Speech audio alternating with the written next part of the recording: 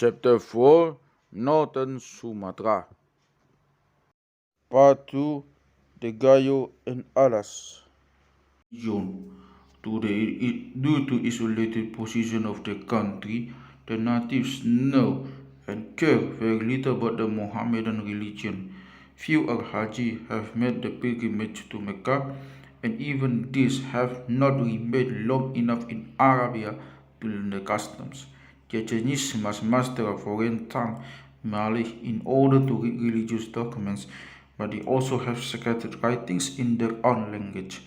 The Gayo have no written literature, and their folklore consists only by legends and axioms.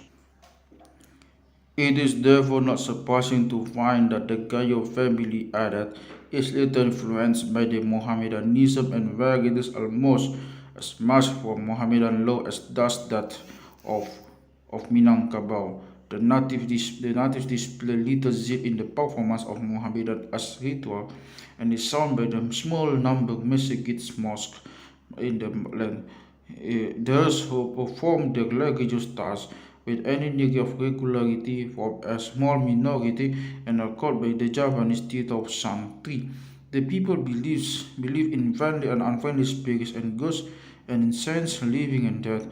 All these have to be propitiated through gifts and cult practices. Some of these rites are condemned as being contrary to the laws of Islam, but the boundary is not very clearly drawn.